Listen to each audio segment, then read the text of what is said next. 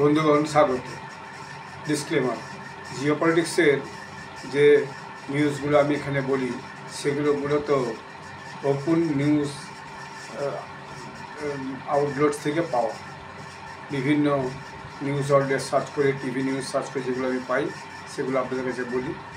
All this informations are basically educational purpose to increase geopolitical knowledge.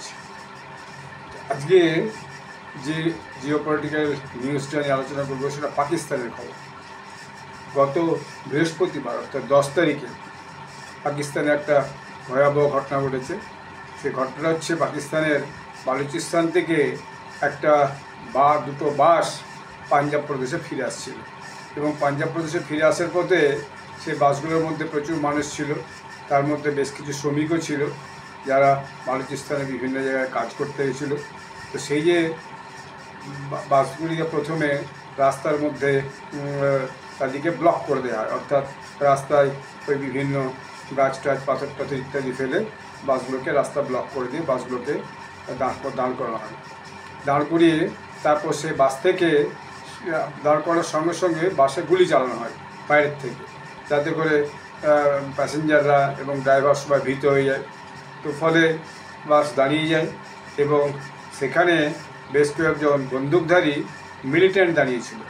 সেই মিলিটেন্টরা তারপর বাস দুটো থেকে সমস্ত যাত্রীকে নিচে নামিয়ে আনে। তো যাত্রীকে নিচে নামিয়ে এনে সমস্ত যাত্রীকে তাদের যে পরিচয়পত্র, সেই পরিচয়পত্র দেখাতে বলে। আজকাল সব দেশেই সব মানুষেরই কিছু না কিছু একটা পরিচয়পত্র হয়ে গেছে। আমাদের দেশে যেমন আধার কার্ড আছে, ভোটার কার্ড আছে, এই জাতীয় পরিচয়পত্র হয়ে গেছে। তো এই পরিচয়পত্র দেখে তারা মোটামুটি 10 জন যে বাস যাত্রী তাদেরকে সেখান থেকে কিডন্যাপ করে নিয়ে যায়।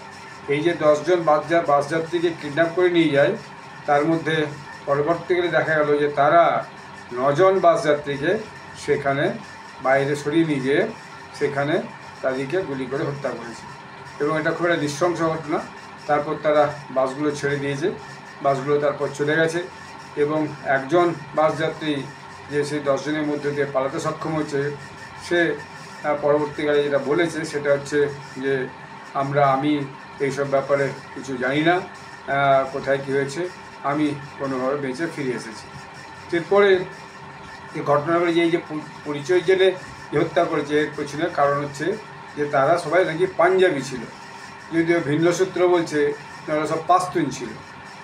আমি পাকিস্তানের কয়েকটা নিউজ দেখছিলাম, সেই নিউজে বলছে তারা সব পাশতুন ছিল, কেউ বলছে, ভিডিও নিউজেও বলছে।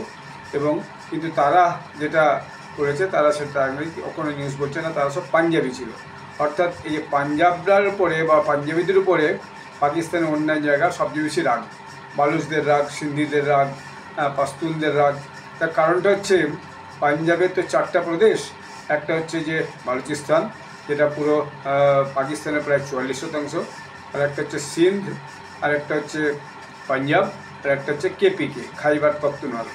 তো এই যে 4টা প্রভিন্সের মধ্যে বলা হয় নাকি সব জায়গা থেকেই বিভিন্নভাবে রিসোর্সকে এক্সট্রাক্ট করে নিয়েছে পাঞ্জাবে, সেই রিসোর্সগুলোকে ইউটিলাইজ করা হয়। অর্থাৎ যাবতীয় উন্নতিটা পাঞ্জাবেরই হয়েছে, কিন্তু অন্যান্য জায়গায় উন্নতি হয়নি।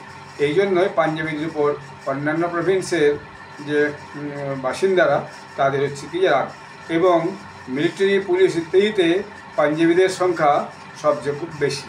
এইটাও একটা তার কারণ। তো তারা নাকি পাঞ্জাবি, সেই পরিচয় জেনে 9 জনকে গুলি করে মারা হয়। এই ঘটনাটা খুবই ন্যাক্কারজনক ঘটনা। সাধারণ মানুষ যারা কাজ করতে গেছিলো, হয়তো বা যারা শ্রমিক, তাদেরকে নিরীহ মানুষ, তারা হয়তো কাজ করে রোজগার করে বাড়ি ফিরে যাচ্ছিল এবং তাদেরকে বাস থেকে নামে এভাবে গুলি করে মারা, এটা কোনোভাবেই কোনো সভ্য সমাজ সমর্থন করবে না, আমিও করছি না। তো যাই হোক, এরপরে দেখা গেল কি রাজনৈতিক বক্তব্য শুরু হলো। পাকিস্তানের প্রেসিডেন্ট মিস্টার আসিফ আলী জারদারি, তিনি তো বলেই দিলেন যে এর পেছনে ভারতের হাত আছে। তারপরে দেখা গেল তার দেখি সেই দেশের প্রধানমন্ত্রী হচ্ছে শাহবাজ শরীফ, মিস্টার শাহবাজ শরীফ, তিনিও বললেন যে এই তো ভারতেরই হাত আছে। তারা কিছু একটা শব্দ বের করেছে, উর্দু বা আরবিতে যাই না, তো সেই শব্দটা বললে এখানে ভারতেরই হাত আছে। তারপর সেই কথারই দেখি সেখানকার ডিফেন্স মিনিস্টার খাজা আসিফ, তিনিও একই কথা বলেছেন এবং বালুচিস্তানের যে মুখ্যমন্ত্রী মিস্টার বুগদি, সে বুগদি খানিকটা একই কথা বলেছে এবং বলেছেন আমি এসব কিছু জানি না, এর মধ্যে আমার কোনো হাত নেই, আমি কিন্তু এই ব্যাপারটাতে আমি কিছু বলে উঠতে পারবো না। অর্থাৎ সে নিজের থেকে একটু করেছে, যদিও সেইটা বর্তমান যে সরকার পাকিস্তানে চলছে তারই সমর্থিত সরকার বালুচিস্তানেও চলছে, মিস্টার বুগদি তাদেরই সেখানকার হচ্ছে মুখ্যমন্ত্রী।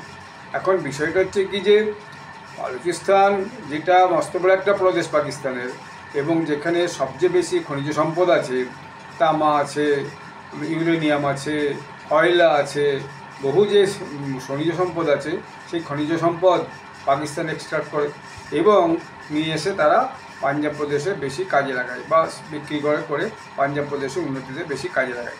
পাঞ্জাব প্রদেশের পাঞ্জাবি মানুষদেরকে সব বেশি সুযোগ সুবিধা পাইয়ে দেওয়ার চেষ্টা করে, মানে রাস্তাঘাট, বিল্ডিং, জল, আলো সব মিলিয়ে।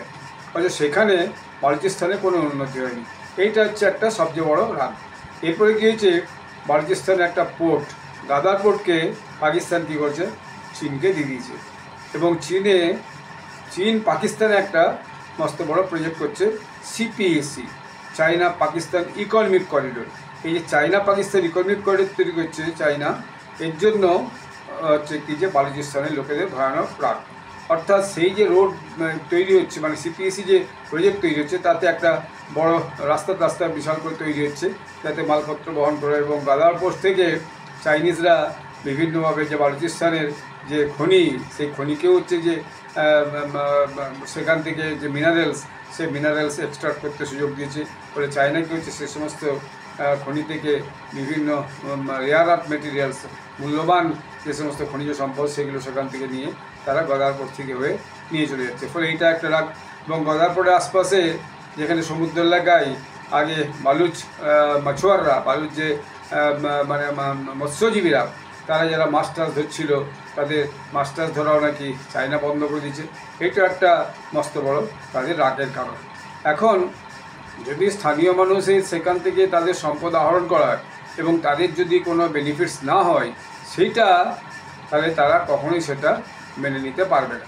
এবং সবচেয়ে মুশকিল হচ্ছে কি, ভারতের সঙ্গে বালুচিস্তানের কোনো মানে ভূমিগত যোগাযোগ নাই, অথচ অবিরত পাকিস্তান নিজেদের সৈন্যবাহিনীকে বাঁচাবার জন্য বা সরকারকে বাঁচাবার জন্য, দেশের মানুষকে হচ্ছে কি যে ভুল বোঝানোর জন্য ভারতের ঘাড়ে দোষটা চাপিয়ে দেয়, যেটা ভারতের নীতিগত যে পলিসি বা ফরেন পলিসি তার মধ্যে নেই। যে অন্য দেশে যে এমন কোনো রিবেল গ্রুপসকে, উগ্রবাদী গোষ্ঠীকে সমর্থন করো, যারা সেখানে হচ্ছে যে বিভিন্ন এই সমস্ত ঘটনা ঘটায়। কিন্তু বিষয়টা হচ্ছে রাজনৈতিক লোকজন, তাদের তো সরকারের ব্যাপার, তাদেরকে কিছু একটা দোষ দিয়ে বিষয়টাকে এড়িয়ে যেতে হবে। কিন্তু মুশকিল হচ্ছে কি, এর পিছনে যে রুট কজ, সেই রুট কজটা কখনো পাকিস্তানের যে প্রশাসকরা তারা কখনো খুঁজে দেখার চেষ্টা করেন। রুট কজে যে সেই রুট কজটাকে যে সমাধান করা, সেটা তারা করতে চেষ্টা করি। এবং বালুচের যে বিভিন্ন যুবক দিকে, পুরুষ দিকে বিভিন্ন সময় পাকিস্তানের মিলিটারি তুলে নিয়ে এসে দীর্ঘদিন যাবৎ জেলে বন্দি করে গেছে, বিভিন্নভাবে গুম করা যায় বলে এটা বলা হয়। এর জন্য বালুচিস্তানের মহিলারা দীর্ঘদিন ধরে ইসলামাবাদে এসে বিভিন্ন জায়গায় ধর্ণা দিয়েছে। এমনকি যে বালুচিস্তানের যে নেত্রী একজন আছে, মারাং বালুচ, তাকেও পাকিস্তান হচ্ছে কি যে জেলে বন্দি করে রেখেছে। সে ইসলামাবাদে এসে প্রোটেস্ট করেছিল এবং দেখা গেল তাকেও বন্দি করে রেখেছে। ফলে মানুষের যে ভয়েস, তাদের যে অভাব অভিযোগ, সেইগুলো যদি প্রশাসন বা প্রশাসক তারা যদি দেখে সেইভাবে বিচার করে তাদের ন্যায় বিচার না দেয়, তাহলে কিন্তু সেখানে বিদ্রোহ তৈরি হতে বাধ্য। সেই ব্যাপারটা পাকিস্তানের খুব বিবেচনা করা উচিত। পাকিস্তানের বিভিন্ন প্রান্তে যেরকম বিদ্রোহ, খাইবার পাখতুনখোয়াতে এরকম হচ্ছে, এরকম বিদ্রোহ তৈরি হচ্ছে। আফগানিস্তানের সঙ্গেও তাদের একটা ভীষণ ঝামেলা চলছে ডুরান্ড লাইন বর্ডারে। এবং বালুচিস্তানের সঙ্গে ভূমিগত যোগাযোগ আছে আফগানিস্তানের এবং ইরানের, অথচ পাকিস্তান হয়তো ভারতকে দোষারোপ করে, এটা কোনো কারণে ঠিক নয়।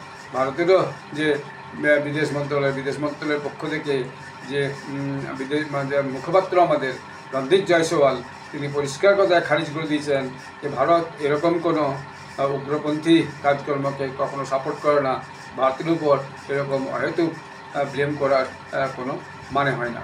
তো ভারতের যে অবস্থান, সে অবস্থানটা আমাদের বিদেশ মন্ত্রণালয় একদম পরিষ্কার করে বলে দিয়েছে। এখন এই ভিডিওটি এখানে শেষ করছি। আবার পরে নতুন ভিডিও নিয়ে আসবো আপনাদের কাছে। এই চ্যানেলটি সাবস্ক্রাইব করবেন এবং লাইক ও শেয়ার করবেন। ধন্যবাদ, নমস্কার।